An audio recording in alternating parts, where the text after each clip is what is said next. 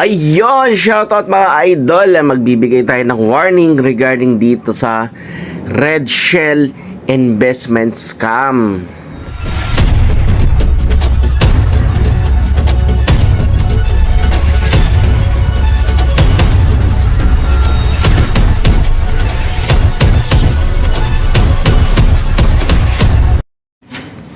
Itong Red Shell ay hinahandle ngayon nitong si Nesty Ventura, no? Siya yung nagpapanggap na leader, pero isa siya sa owner nitong Red Shell, at ang kanilang front owner ay itong si Joshua Cabrera. My name is Joshua Cabrera, ang owner ng Crab Fattening Farm.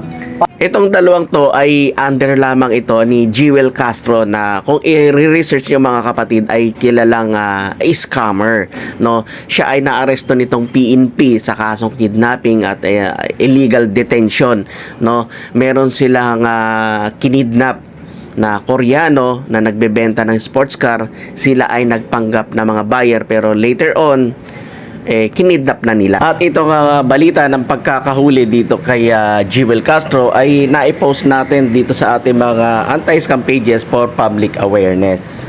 At para hindi mapagkinalaan na itong Red Shell ay isang scam, nag-provide sila ng opisina, nag-provide sila ng mga legalities, no? Meron silang business permit, meron silang BIR, mga sanitary permits, at kung ano-ano pang mga permits na kakailanganin sa isang crab farming, no? Bukod doon, nag-provide din sila nitong facilities, no, ng kanilang pagkukulture, pagpapataba o mano nitong kanilang mga crabs, no. At the same time, syempre nag-video sila, nag-picture sila, no, nag-setup sila ng mga propaganda na sila ay merong crab facilities, meron silang crab farm. Good morning po, Crabmex, at nandito ngayon tayo sa ating crab pan. At ngayon po, i-update ko lang kayo.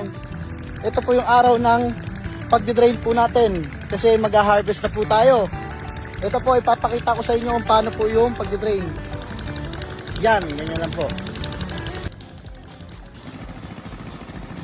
At dahil ka sa kanilang marketing strategy, no, yung mga pagpapakita ng mga pera, ginagawang pamaypay yung pera, yung pagpapakita ng mga payout, no, ay na-encourage itong mga kababayan natin dito sa mga pasamit-samit, pa presentation, no?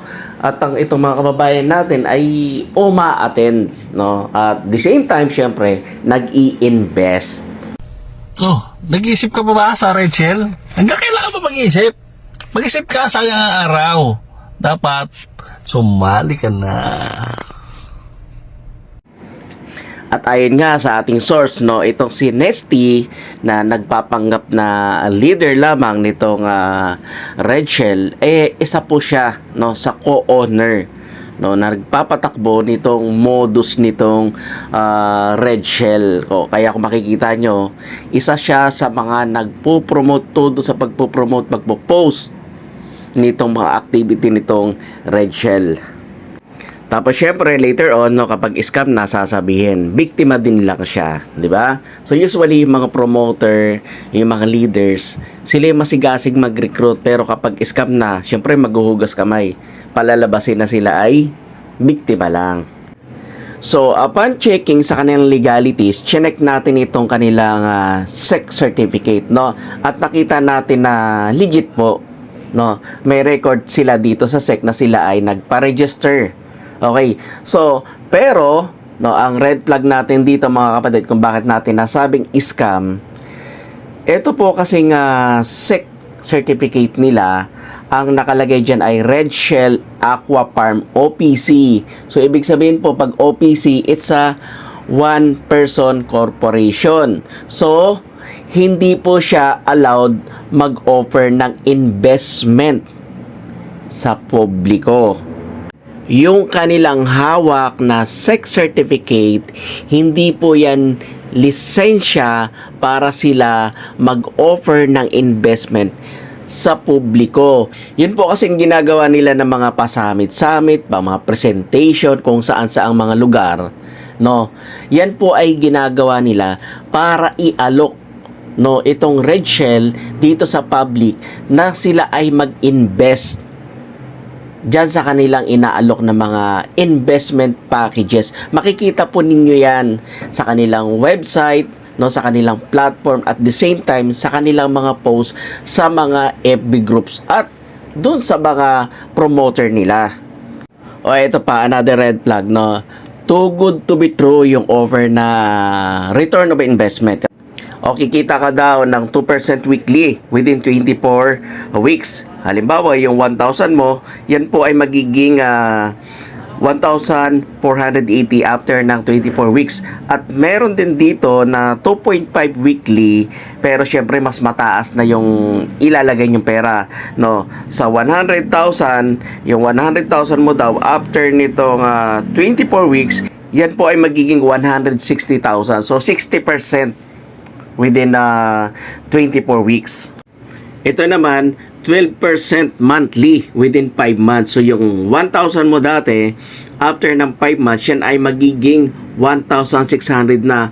Or, kapag mas malaki yung ininvest mo, 100,000. Yung 100,000 mo, kikita yan ng 14% monthly. So after ng 5 months, yan ay magiging 170,000 na. O dito naman, yung 10,000 mo, kikita ka ng 120% in 4 months, no? So yung 10,000 mo magiging 22,000 na. At the same time, no, kung ikaw ay mas malaki yung ininvest mo, 100,000, yan po ay kikita umano ng 150% in 4 months. So yung 100,000 mo magiging 250,000 na within 4 months. O, ito na guys yung pinaka-red flag. Ito yung pinaka-matinding kompla nila. Yung 10,000 mo daw, magiging 110,000 after ng 8 months. Ibig sabihin, 1,000% yung kikitain mo. Kapatid, yung 8 months na yan, pagdating ng 8 months na yan, hindi mo na makukuha yung pera mo. Baka nga before 8 months, wala na sila. Okay? So, akala mo yung 10,000 mo, okay lang, 10,000 lang naman, tapos magiging 100,000. Kapatid, sinasabi ko sa'yo, hindi ka naaabot dyan. Especially, lalo na itong mas malalaki. Yung 900,000 mo, magiging 9 million. Ang laking katangahan yan kapag ikaw may pinag-aralan, tumanda ka na't lahat at nabudol ka pa dito. So ayun guys, ulitin natin, no. It's a red flag of scam itong ginagawa nila dahil una, wala silang authorization, wala silang investment license para mag-alok ng investment sa publiko, no. Yung ginagawa pa nilang pagpapamiting-meeting, presentation, at later on iaalok sa inyo yung investment. Illegal po yan, bawal po yan. At later on guys, magiging scam to. Dito pa lang sa 1,000% in 8 months, hindi nyo na makukuha yan. No, hindi nyo makukuha yan dahil pagdating ng time na yan o before pa dumating 8 months, wala na sila kasi sobrang obvious na scam yung sinalihan ninyo. And I hope guys, no, sana doon sa mga nasa CICC, sa PNP, sa NBI, sa SEC, makita nyo to para habang ito pa ay nag-ooperate, magawa nyo ng solusyon, mapigilan ninyo ito kasi maraming mga matatanda, maraming mga OFW yung umaasa dito na akala nila kikita sila, pero at the end magiging biktima na naman sila ng panibagong investment scam.